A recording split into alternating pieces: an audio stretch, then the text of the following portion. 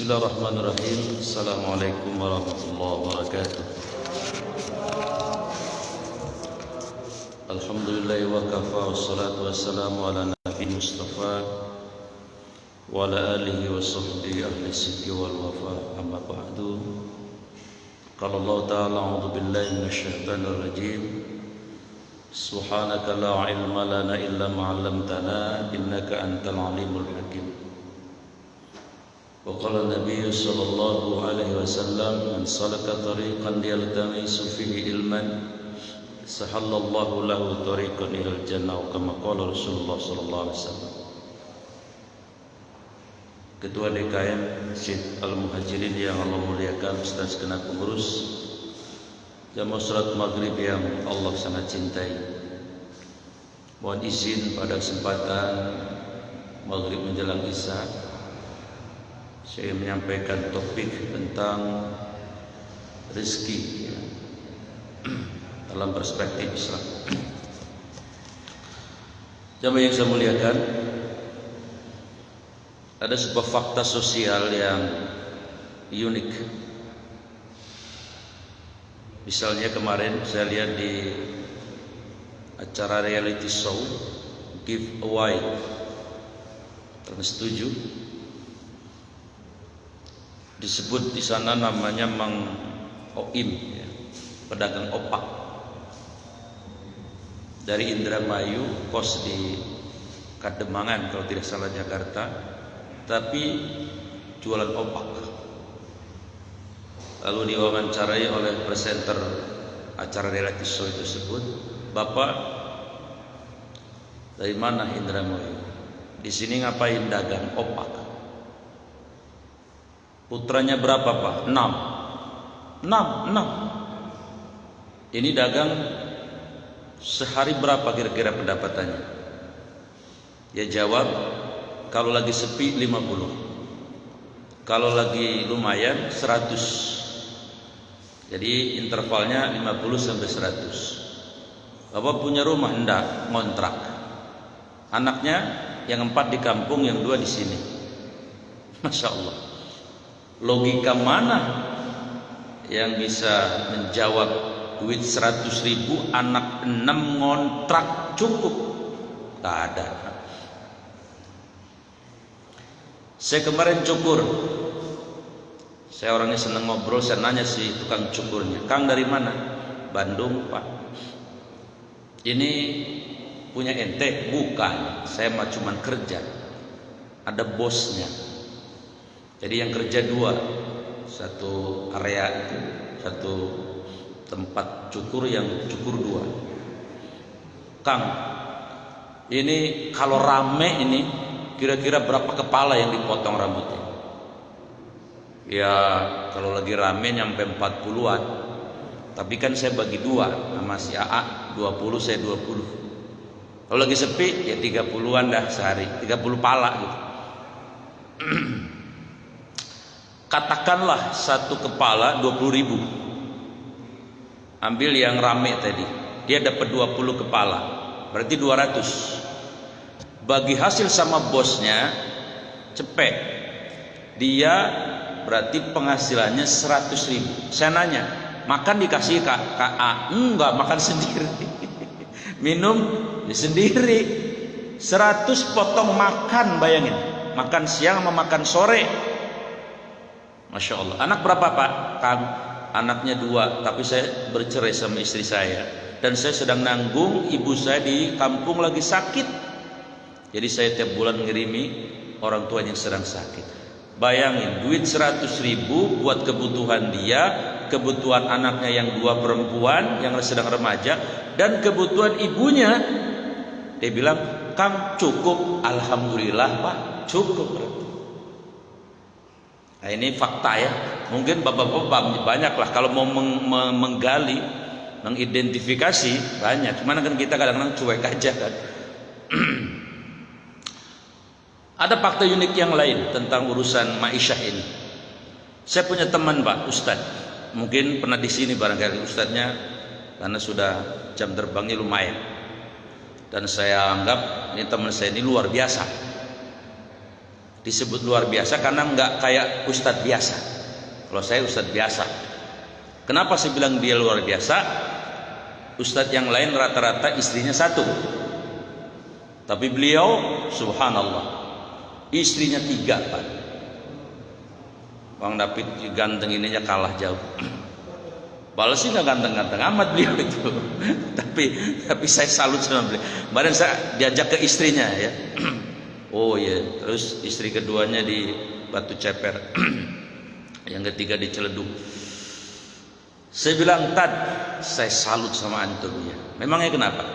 Kita tahulah sejak Maret bulan yang lalu sampai hari ini, logika saja hampir semua ustadz itu kalau mau dihitung pakai logika ya paling-paling 50% lah pemasukannya. Kira-kira begitu kan. Mana yang lain pada libur semua. Paling adanya sholat Jumat sama kajian subuh. Ini juga alhamdulillah ada yang menjaga. Tapi antum 3 istrinya. Bagaimana ini? Alah, antum gaya nggak beriman aja. Masya Allah. Ya sampai digituin sama dia. Jadi rupanya beliau mensiasati. Ya mensiasati dengan cara hanya saya diajak ke daerah Ciuni. Bahkan saya diajak syirkah kerjasama. Jadi beliau itu ternyata punya ternak ayam. Ayam kampung. Beli masih kecil-kecil. Digedein 3 bulan nanti dijual. Terus dia oper simbiosis mutualisme saling menguntungkan dengan peternak bebek di daerah Rajek sana. Lalu dia asinkan itu telur. Saya kemarin beli 50 biji ya. Lalu kemudian dijual. Karena dia ustadz yang lumayan jamaahnya, dia jualnya juga enak, hanya via media sosial. Orang pada datang sendiri. Saya bilang, pantesan istri antum anteng-anteng aja 3 juga. Iya dong, kata dia. Luar biasa. Depan rumah saya tadinya kerja di rekanan sebuah bank, resign ya karena efek dari si corona ini. Saya pikir wah selesai nih urusan. Mana anaknya 4 pada sekolah semua lagi ya, katanya juga sangunya juga nggak gede-gede amat. Subhanallah, ternyata tidak. Jadi di depan rumah saya itu ada ruko-ruko kecil lah gitu. Rupanya dia punya inisiatif. Hanya apa? Dia jualan uduk. Emang dia orang asli orang Benjeruk ya. Jualan nasi uduk. Startnya tiap jam 5 ini sampai malam. Subhanallah. Saya lihat makmur ternyata. Ini fakta. Yang lain, saya punya jamaah di Melati Mas, namanya Pak Adi, kerjanya di XL, kantornya di BSD. Jabatannya kalau tidak salah manajer atau apalah. Kemudian karena faktor tertentu, barangkali faktor si corona juga, dia keluar atau dikeluarkan nggak tahu. Ternyata di rumahnya dia bikin warung kelontong segede Indomaret. Jangankan warung kelontong segede Indomaret, kadang-kadang warung kelontong yang di pinggir jalan dia yang pakai kayak apalah itu ya, itu aja penghasilannya cukup lumayan, apalagi yang segede itu. Dan saya perhatikan kelihatannya dia lebih makmur. Kesimpulannya apa? Fakta-fakta ini. Jadi di dalam Al-Quran itu ada jaminan-jaminan dari Allah untuk orang-orang beriman. Jadi apa namanya, pintu-pintu rezeki bagi orang beriman itu sebetulnya lebih banyak daripada untuk orang-orang kafir ya. Misalnya kita bisa baca di Al-A'raf 96, walau anna ahlal qura amanu wattaqau la fatahna alaihim barakatim minas sama'i wal ardh walakin kadzdzabu fa akhadnahum bima kanu yaksibun. Jikalau penduduk negeri minimal keluarga, satu keluarga itu beriman dengan baik, punya ketakwaan yang baik, maka ada jaminan Allah akan turunkan berkah dari langit dan dari bumi. Di Ibrahim ayat 7, ayat yang sangat populer, la, benar-benar jika syakartum, kalian terima kasih kepadaku menggunakan apa yang kuberikan untuk di jalanku, la azidannakum, kujaminkan kalian kuberikan tambahan-tambahan dalam bentuk apa saja. Di At-Talaq ayat 2 ayat 3, "May yattaqillaha yaj'al lahu makhraja wa yarzuqhu min haitsu la yahtasib." Siapa punya takwa, gak usah khawatir, kata Allah. Aku jamin kalian akan aku berikan jalan keluar pada setiap problem hidup, dan akan aku berikan rezeki yang tidak bisa dihitung dengan logika manusia tadi. Anaknya 6, penghasilannya 100 barangkali tadi. Maka kesimpulannya adalah peluang rezeki bagi orang beriman itu sangat banyak. Saya catat ada 13. Jadi katanya sekarang zaman krisis luar biasa, orang beriman selalu optimis karena selain ikhtiar juga ada yang namanya karunia yang disebut dengan istilahnya keberkahan. Kita tahu berkah itu maknanya 3, barokah ya beruku, burukan, wabirkatan, wabarakatan. Burukan, kerbau kalau sudah kenyang pulang derum tenang, mulutnya ngeganyem sampai ketiduran. Itu lambang dari keberkahan. Jadi orang kalau berkah itu tenang, walaupun sebulan penghasilannya 2 miliar, dia tenang aja, karena dia sudah diberi ketenangan oleh Allah. Yang kedua, birkah. Makna berkah itu birkah, kolam. Semua kolam logikanya pasti kalau habis dipakai orang pasti diisi lagi. Zaman saya kecil memang dikerek ya, kalau nggak dikerek yang pakai bambu betung gitu kan, ditarik, diangkat, diisi lagi. Zaman saya masih remaja itu tidurnya di masjid. Itu belum ada listrik, belum apa ya tadi, pokoknya wajib kita pakai buat mandi, ya wajib ngisi lagi. Artinya apa? Kalau orang berkah itu memang habis dia duitnya, tapi habisnya di jalan Allah, dan ketika habis Allah yang ngisi lagi, itu berkah namanya. Nah kemudian yang ketiga, berkah itu adalah maknanya barokah, itu maknanya ziyadah al-khair, bertambah kebaikan. Makanya harta yang terbaik itu di tangan orang-orang yang soleh, orang-orang yang baik. Hari ini harta akan sangat bermanfaat untuk orang yang banyak. Nah, jadi jamaah yang saya muliakan, jalan-jalan rezeki di dalam Al-Quran maupun Sunnah setidaknya secatat ada 13. Ya barangkali ini ada yang sedang mengalami tadi ya, yang sekarang banyak orang mengalami. Yang pertama, rezeki itu namanya rizqul ammah, rezeki umum. Itu untuk siapa? Semua makhluk Allah, khususnya yang ada di bumi ini. Dalam surat Hud ayat 6 Allah berfirman, "Wa ma min dabbatin fil ardi illa 'alallahi rizquha." Dan tidaklah yang melata ya binatang, ya manusia ya, yang ada di bumi ini yang Allah sudah ciptakan. Kalau manusia 7,8 miliar, nggak tahu jumlah ular yang ada di bumi ini, saya belum pernah ngitung. Ada yang pernah ngitung Pak jumlah ular? Boro-boro ngitung, lihat aja belingsat gitu ya. Berapa itu ikan di laut? Nggak tahu saya. Berapa itu pokoknya di bumi ini Allah yang menjaminkan mereka. Makanya nggak usah heran, nggak ada cecek busung lapar, nggak ada itu ikan-ikan pada kurus kampleng kuru, nggak ada, biasa-biasa aja. Karena semua atas jaminan Allah. Kata Allah, aku yang menciptakan makhluk-makhluk ini di bumi, aku yang menjamin. Yang penting mereka on the track saja. Kan yang suka melingsok mah manusia sih. Kalau yang lain mah ciptaan Allah, mereka on the track. Yusabbihu lillahi ma fis sama. Mereka bertasbih kepada Allah dengan dimensi tasbih mereka lurus, sehingga ya Allah jamin terus rezekinya. Cecek ya lurus saja, nggak ada cecek bermaksiat kepada Allah, nggak ada. Ikan-ikan ya semuanya tunduk bertasbih kepada Allah, ya mereka dijamin Allah. Manusia juga pasti nggak mungkin, kalau dia lurus di jalan Allah pasti dijamin semua. Yang kedua,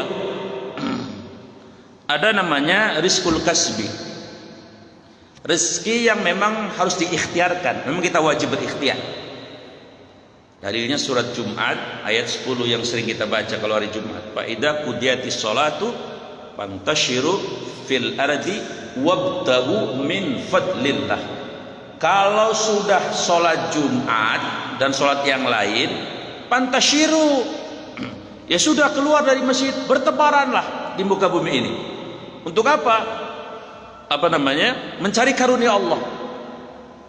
dengan kompetensi dan kemampuan yang sudah Allah berikan masing-masing, talentanya masing-masing, semua pada bidang-bidang.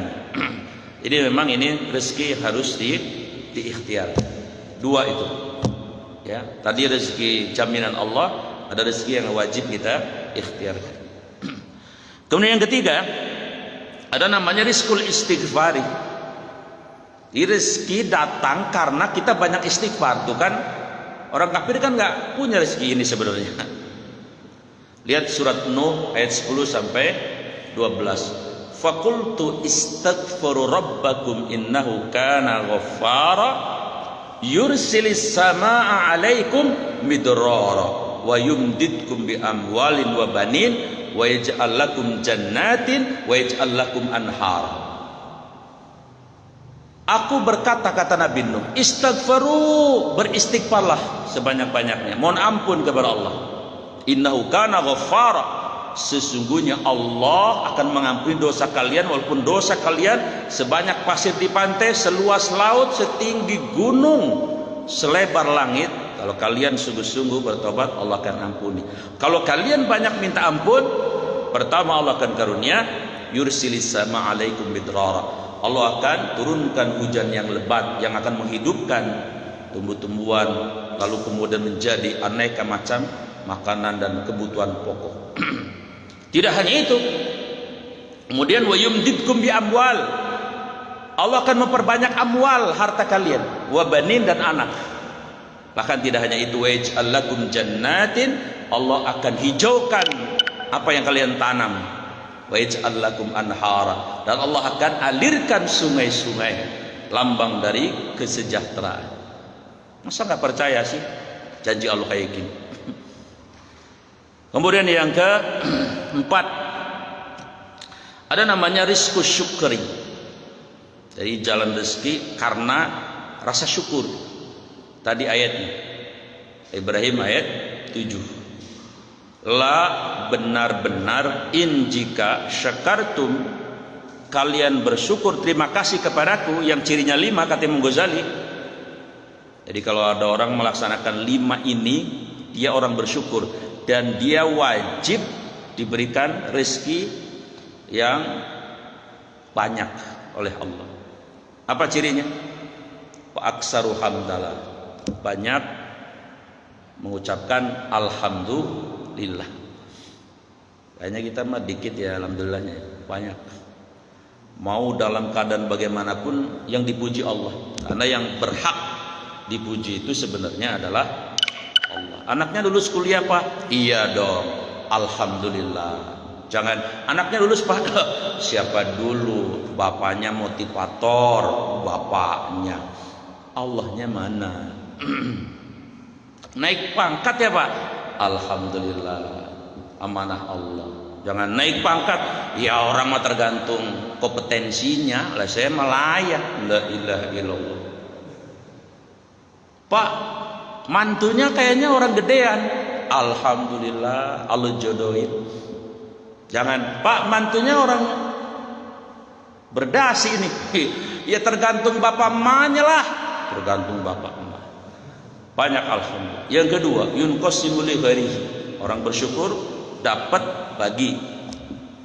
Makanya terima, kasihin. Yang ketiga, orang yang bersyukur itu yashkuru inna kulla syai'in lillah. Dia sadar semua yang dia miliki itu bukan milik dia, titipan doang. Ya. Karena semua ini milik Allah. Buktinya kalau ada bencana kayak tsunami, dalam waktu 1-2 menit hanyut semuanya, hilang. Ya. Maka yang paling bagus itu temperatur batinnya tukang parkir Bang David. Parkir itu kalau belum ada mobil datang, ya dia santai aja, enjoy aja. Mobil masuk Fortuner, Pajero, santai-santai saja, nggak nepuk dada. Begitu sore mobilnya pada keluar, santai juga. Kalau ditanya tuh tukang parkir, Bang, ente kok pagi, siang, sore tenang-tenang aja, kenapa? Bilang, ngapain saya mongsang mangsing? Emang apa Bang? Lah saya tidak merasa memiliki mobil ini, saya cuma dititipi kok, ngapain puyeng? saya nggak mikirin pajak, nggak mikirin nyuci mobil. Itulah psikologi orang yang tenang. Maka orang yang bersyukur itu cirinya adalah tadi mengakui bahwa semua adalah milik. Yang keempat, orang bersyukur itu apa? Idza kana zadal ni'mah fazadat taqwa atau fazadal ibadah. Kalau Allah ngasih tambahan nikmat, dia nambah juga taatnya. Jangan dikasih mulu tapi sama Allahnya enggak makin taat, itu bakal dicabut ya kayak gitu. Kemudian yang kelima, ciri orang yang bersyukur itu dia menjadikan semua yang Allah beri itu untuk di jalan Allah, tidak digunakan untuk maksiat. Nah, yang kayak gini dijamin tadi, la azidan aku kata Allah jamin, aku akan tambahin dalam bentuk apa saja. Gak usah kalian pikirin, saya udah kata Allah, aku sudah akan kasih. Yang ke berapa? 6, 5 ya. Namanya rizqul infak. Maksudnya apa? Memancing rezeki dengan infak. Al-Baqarah 261. Masalul ladzina yunfiquna amwalahum fi sabilillah kamathali habbah ambatat sab'a sanabila fi kulli sumbulatin mi'atu habbah wallahu yudha'ifu liman yasha wallahu wasi'un alim. 1 dibalas 700. Makanya rumusnya orang soleh apa? Justru ketika lagi sedikit rezekinya infak. Ya kalau lagi banyak mah ya karuan aja, itu sih nggak usah diomongin. Kadang-kadang kita logikanya begini, lah buru-buru buat infak Ustaz, buat beli pulsa aja kurang, mendingan pulsanya tunda dulu, infak kelontang 700 tuh. Masa nggak percaya sama janji Allah? Ya tapi jangan minta kontan. Udah masukin ke kotak masjid belum juga turun. Lah emang ente siapanya Allah? Ya tunggulah, berserah Allah momentum yang tepat. Tapi pasti, dan itu janji. Yang keenam, ada rizqut taqwa tadi, At-Tolaq ayat 2 dan 3. Wa may yattaqillaha yaj'al lahu makhraja wa yarzuqhu min haitsu la yahtasib. Yang kurang kan bukan persoalan apa-apanya Pak. Yang kurang jujur paling tidak saya, terutama saya. Yang kurang takwanya. Palma kalau udah takwa tadi dijamin, dijaga kasih jalan keluar sama. Yang ngasih jalan keluar bukan mertua kita, bukan pimpinan kita, bukan Pak RT, Pak RW, bukan. Yang ngasih jalan keluar Allah, pasti terbaik. Di samping di jalan kasih jalan keluar, dikasih rezeki yang tidak disangka. Cuman takwanya kita bagaimana? Kemudian yang ketujuh adalah rizqur rahmah. Rezeki karena kasih sayang Allah, karena kita menyayangi makhluk Allah. Hadisnya sahih. Irhamu man fil ardi wa yarhamu man fis sama. Sayangi yang ada di bumi ini. Niscaya Allah dan malaikat menyayangi kalian. Gak usah ngasih orang Pak, ngasih ayam atau apalah, burung atau kucing, atau ngasih pala ikan aja, niatnya ya Allah ini makhlukmu, saya memberi ini karena engkau bukan karena engkau. Pasti dibalas sama, apalagi ngasih ke orang. Tadi saya bilang acara reality show itu sebetulnya mungkin salah satu tujuan produsernya untuk menjadi inspirasi buat kita bahwa rezeki itu bisa dipancing karena kita membantu orang lain. Kenapa? La ya'khudhu sinatun wala naum. Allah enggak ngantuk, Allah enggak tidur. Maka ada makalah dari orang-orang baik mengatakan kalau ada orang minta-minta dan memang dia faktanya orang yang minta-minta, itu sebenarnya kita mesti berterima kasih dengan dia. Kenapa? Karena harta kita dihantarkan melalui dia abadi di akhirat, lalu kita diberikan keberkahan di dunia. Tapi kadang-kadang setan memprovokasi kita, yang kerok datang dah, wah yang susah-susah nyari lu tinggal minta. Logika setan kadang-kadang begitu, padahal itu peluang. Kemudian yang ke 8 ada rizqul imani. Tadi Al-A'raf ayat 96. Walau anna ahlul qura amanu wa taqau, ya, kalau ada iman, ada takwa, maka ada berkah dari langit dan dari bumi. Kemudian ada rizqus sadaqah. Al-An'am 60. Man jaa bil hasanati falu asyru amsalihha. Yang datang dengan satu kebaikan, ini banyak mufassir mengatakan ini ayat tentang sedekah. Datang dengan satu sedekah, maka minimal Allah akan balas dengan 10 kali lipat. Ketika Imam Ali tanya sama istrinya, Fatimah, ada uang nggak? Ada. Berapa? 6 dinar, 6 dirham. Buat siapa? Ini jatah buat anak kita, Pak Bang, katanya. Boleh nggak saya minta? Oh boleh. Saya akan bawa ke pasar. 300 meter dari rumah, pengemis. Keadaannya sangat menyedihkan. Mana kenal lagi? Ya Abul Husain, tolonglah. Kata Imam Ali, perasaan orang teater nggak ada yang potongannya kayak gini dah. Andai misalnya dulunya namanya teater. Maksudnya Imam Ali nggak, tapi dia kenal sama Imam Ali, namanya menantu Nabi, sahabat ahli surga, dijamin masuk surga. Artinya logikanya iman yang dipakai. Padahal itu 6 dirham itu duit segitu-gitunya. Dikasih duit itu. Begitu dikasih, pulang dia. Begitu pulang, Assalamualaikum, Waalaikumsalam. Istrinya memang putri Rasulullah, istri solihah. Itu enggak, ya apa namanya, enggak mau sang mangsing. Istrinya juga logikanya pasti logika iman lagi. Ini pasti disedekain. Bang, iya, sedekain ya. Kok tahu? Iya dong, katanya. Santai aja. Lah coba bini kita begitu, Pak. Aduh, goblok. Apa nggak punya pikiran apa ya? Mestinya kan kita, itu logika bini kita mungkin begitu. Akhirnya kata Imam Ali, ya sudah, kita ikhlas insyaallah. Ya, man jaa bil hasanati falu asru amsalihha. Iya bang, saya yakin itu. Dia minta izin lagi, istriku saya minta izin mau keluar, mau ke masjid. Baik, 300 meter baru keluar dari rumah, ada orang nenteng onta. Kenal lagi sama Imam Ali. Kalau tadi Abul Husain, sekarang Abul Hasan. Ya Abul Hasan, ta'al. Antum siapa? Ah, kamu kan menantunya Rasulullah. Ini saya mau jual onta. Ente beli dong. Dalam hati Imam Ali, ya Allah Pak, boro-boro beli onta, 6 dirham ada tepar ini. Tapi begini, saya kan yakin sama antum orang baik. Bayar mah gampang dah. Yang penting akad dulu. Akad dulu, iya. Bayarnya belakangan. Baik.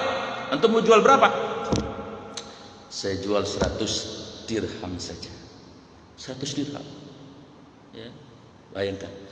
Begitu selesai akad, antarodin sama-sama ridho. Baik, nanti insya Allah kita ketemu di sini lagi lah ya. Ya siap. Dibawa ontanya ke pasar. Di pasar geger. Ada onta gede, cakep luar biasa. Semua pada nanya, Ali, dari mana nih onta cakep banget? Kamu mau jual kan? Iya saya mau jual. Mau berapa Ali? Katanya. Ente mau berapa nawarnya? Kan boleh begitu ya. Kita boleh. Ente mau nawar berapa? Ini sih yang kayak gini saya berani 300 dirham ini. 300 dirham. Benar. Ridho. Kontan. Ya sudah dah, bayar akad kontan, dibayar 600 dirham. Belanja Imam Ali. Mungkin kalau di pasar Serpong mau beli rengginang, beli opak, wajik, geplak, kelompong, ganyong, kue dongkal, gengsot, semua diborong. Pulang dikadutin sampai rumah. Si istrinya senyum, bang ya, dibalas saya sama Allah. Masya Allah, yang namanya istri putri Rasulullah. Alhamdulillah, ternyata transaksi kita tadi kontan dibayar oleh Allah. Setelah ngasih uang istrinya, saya mau ke masjid menemui Nabi. Oh silahkan bang. Belum nyampe sama Nabi udah senyum duluan. Begitu nyampe, assalamualaikum, waalaikumsalam, labbaik ya Rasul. Yang mau cerita ente sama saya lah. Kok Nabi udah tahu? Lah tahu dong katanya. Begini Li, tadi yang datang itu yang apa namanya, yang nenteng onta itu Jibril. Jadi tadi saya transaksi dengan malaikat. Iya. Terus yang beli onta itu adalah malaikat Mikail. Masya Allah. Dalam waktu yang singkat transaksi dengan malaikat Allah. Jadi rezeki sedekah. Yang ke-8, yang ke-10 ada namanya rizqul auni. Hadis riwayat Abu Daud. Wallahu fi aunil abdi madamal abdi fi auni akhihi. Allah akan senantiasa mengulurkan pertolongan kepada seorang hamba selama si hamba mau menolong saudaranya, terutama saudara keluarga, yang namanya kerabat itu. Jadi memang kadang-kadang setan suka ngalang-ngalangin kita. Kadang-kadang kita sama teman baik, sama adik, sama abang, sama ponak, sama encang, sama encing, kadang-kadang suka nggak open. Padahal itu ada jaminan. Kalau kita membantuin keluarga kita, Allah akan mengulurkan pertolongan atau bantuan. Kemudian yang ke-11 adalah rizqud doa. Jadi doa itu bisa jadi rezeki. Karena ada hadis yang berbunyi la yarutu qada illa bidua. Tidak ada yang bisa merubah takdir Allah kecuali Allah dengan doa kita. Kalau doa kita ini minta rezeki, ada doa yang sangat luar biasa dari Rasulullah. Allahumma tawil umurana, ya Allah panjangan umur kami. Wassahih ajzadana, sehatkan jasad kami. Wa nawwir qulubana, terangilah hati kami. Wasabbit imanana, teguhkanlah iman kami. Wa wassi arzaqana, luaskanlah rezeki kami. Wa ahsin a'malana, perbaikilah amal-amal kami. Wa ilal khairi qarribna, dan kepada kebaikan dekatkanlah kami. Wa anisyarri abidna, dan atas keburukan jauhkanlah kami. Waqdi hawa ijana, dan kabulkanlah hajat-hajat. Jadi doa luar biasa. Makanya mintalah doa kepada Allah agar rezekinya ini halalan thayyiban wasi'at. Itu bisa Allah kan memberikan. Yang ke-11 ada namanya rizqus silaturahmi. Silaturahim. May yuridu, ya siapa yang man arada ayubsatu rizqu wa yunsa umruh falyasil rahim. Siapa yang pengin rezekinya ditambah, umurnya dipanjangin, maka sambungkanlah silaturahim. Senang bersilaturahim, senang kumpul berjamaah. Jangan kalau bahasa Jelupang mah ngejentel be, ngejedog ben dirian. Agak mau mingser-mingser situ baik. Banyaklah datang dan sebagainya. Terutama yang punya mertua, datangin mertuanya. Kalau udah misah ya, kagak ngarepin apa-apa mertua mah. Ya kali-kali aja begitu datang kita disuruh tanda tangan Bang David, tong lu bulakan belawetan lu ya buat lu. Siapa tuh kan begitu. Nah kalau kagak datang kan kagak tahu kita. Berikutnya adalah terakhir rizqul ibtila. Jadi rezeki karena Allah semata-mata menguji. Maksudnya apa? Jadi jangan dikira yang namanya orang kaya itu karena usahanya manusia. Enggak semuanya. Ya, ada kok fakta misalnya, Bang David kenal menantunya Pak Burjal Bakir enggak? Namanya siapa? Ya, Nia Ramadhani. Oh, ada pura-pura kali. Dulu masih muda udah paham. Saya udah aki-aki juga tahu. Begitu beliau masuk dalam keluarganya Pak Abu Rizal, sah menjadi menantu beliau, si suaminya namanya Mas Ardi. Itu ya sudah kan Pak Abu anaknya nggak banyak, kalau nggak salah cuma 2 orang. Perusahaannya, asetnya, omset dan asetnya bukan miliaran triliunan. Ya otomatis lah ketiban pulung. Makanya saya pernah lihat beliau anaknya masih balita, harga tasnya itu 70 juta Bang David. Itu 70 juta kalau dibeliin rengginang lebih banyak juga ya.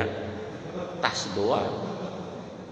Gak semua orang kaya itu karena usaha, tapi karena ujian dari Allah. Makanya Allah berfirman di surat Al-Anbiya ayat 35. Wa nabluukum bisyarri wal khairi fitnatan wa ilayna turja'un. Kami bakal uji kata Allah kalian dengan ujian yang enak dan yang tidak enak. Apa ujian yang enak? Kekayaan, jabatan. Mohon maaf, ini ada Pak RT nggak di sini? Nggak ada. Pak RW, Ketua DKM, nggak ada juga. Ambiar ini. Luar biasa ini masjid ya. Iya maksudnya apa? Semua orang kalau belum jadi RT kagak pantas jadi RT. Tapi ketika udah dipilih, lah pantas baik. Lah saya dulu kan ustadz, gak pantas jadi RT. Saya RT pertama dulu di perumahan saya. Ya udah jadi mah pantas-pantas aja, walaupun ya rada-rada selengean. Maksudnya apa? Semua orang bisa jadi pemimpin kok, bisa jadi RW, bisa jadi lurah, bisa jadi wali kota juga bisa. Jadi presiden juga bisa. Yang buktinya Pak Jokowi sebelum jadi presiden, emang apa beliau? Pengusaha kayu kan? Udah jadi presiden, pantas-pantas saja kan ya? Ya apalagi Bang David yang begini potongannya, ya pantas. Tidak semua orang dikasih ujian jadi pejabat. Tidak semua orang dikasih ujian menjadi orang kaya. Ada orang udah mati-matian, ya nggak kaya-kaya juga. Ya memang Allah lagi uji dia. Jadi kaya itu ujian, miskin juga ujian. Maka ada orang yang diberikan rezeki banyak, hati-hati. Sebenarnya itu istizraj, bisa jadi. Kalau dia tidak bersyukur, semakin dikasih, semakin sukses, semakin waduh hartanya makin, dia semakin jauh dari Allah. Berarti dia nggak lulus. Tapi kalau yang lulus, dia dikasih kemudahan dunia, dia semakin seperti kayak Nabi Sulaiman. Hada min fadlillah. Ini semuanya adalah karunia Allah, amanah titipan Allah saja. Orang kayak gitu lulus nanti. Baik, jadi jamaah yang saya muliakan, saya ingin mengatakan bahwa jangan menggunakan logika, mohon maaf, orang di luar Islam, bahwa 1 tambah 1 pasti 2. Tidak. Logika orang beriman, karunia Allah itu tak terbatas, unlimited. Ada rezeki zohiri yang harus diikhtiarkan, tapi juga ada rezeki-rezeki langit, dan itu peluangnya begitu banyak atas janji dan jaminan dari Allah Subhanahu wa taala. Mudah-mudahan di tengah krisis ini kita justru semakin merapat kepada Allah Subhanahu wa taala, sehingga Allah memberikan alternatif rezeki yang tidak diduga sama sekali. Semoga bermanfaat. Ada yang mau nambahin? Siap. Di luar apa? Di luar tema, tapi masih di charter ya. Siap. Ya. Nah, saya kemarin Jumatan judulnya apa? Masih ingat nggak? Kan di sini saya.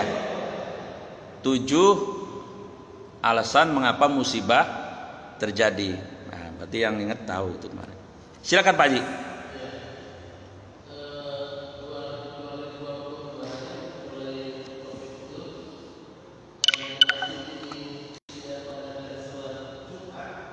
Ya.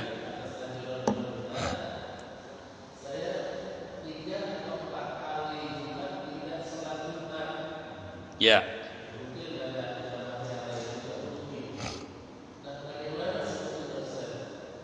Tidak Jumatannya.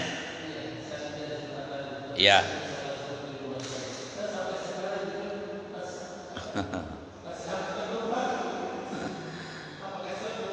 Ya. Sumya munafik, dikategorikan orang munafik apabila salasa marrah, 3 kali dengan sengaja dia tidak melaksanakan sholat Jumat, jatuh vonis munafik. Tapi dalam keadaan normal, dalam keadaan bagaimana kalau ada ilat, ada kondisi kayak sekarang COVID, maka di dalam hadis disebutkan la dharar wala dirar, jangan membahayakan diri dan membahayakan orang lain, wala talqu ila bi aidikum ila tahluka, jangan menjatuhkan membinasakan diri atau menjatuhkan diri ke dalam kebinasaan. Kemudian banyak ayat-ayat yang lain, maka para ulama menyimpulkan bahwa tidak sholat Jumatnya kita dihitung sholat Jumat, karena innamal a'malu binniyat.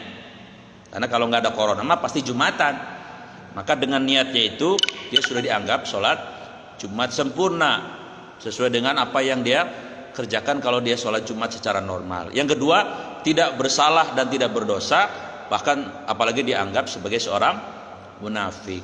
Hanya kalau orang yang imannya bagus kayak Pak Haji ini, kalau nggak Jumatan walaupun nggak apa-apa, tetap saja.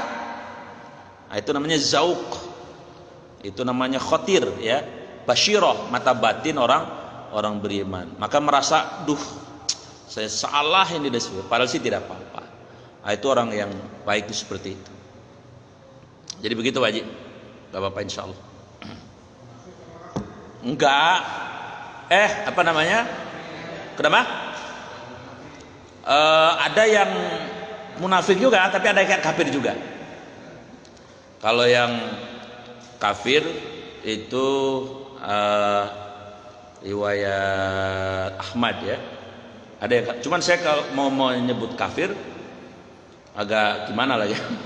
Karena ini kata-kata yang tidak disukai oleh sebagian orang ya, orang Islam. Maka munafik pun itu berat, bahkan di ayatnya innal munafiqina fi darkil asfal. Bahkan munafik malah di keraknya api neraka itu. Ya memang kalau munafik identik dengan subuh sebetulnya, tapi itu pun ada satu riwayat yang mengatakan dia munafik kalau tidak cuma terlibat.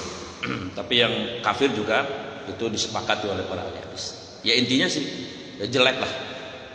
Makanya enggak bisa dijadikan alasan ya, kalau dalam keadaan normal apapun, kalau dia tidak sholat kecuali dia dalam keadaan safar. Baik, saya kira menjelang isya demikian yang kita bisa bicarakan. Mudah-mudahan ada manfaatnya buat saya yang masih belajar dan ada gunanya buat kita semuanya. Terima kasih. Mohon maaf lahir dan batin. Kita tutup dengan kafaratul majlis. Subhanakallahumma hamdik asyhadu an la ilaha illa anta astaghfiruka wa atubu ilaik. Assalamualaikum warahmatullahi wabarakatuh.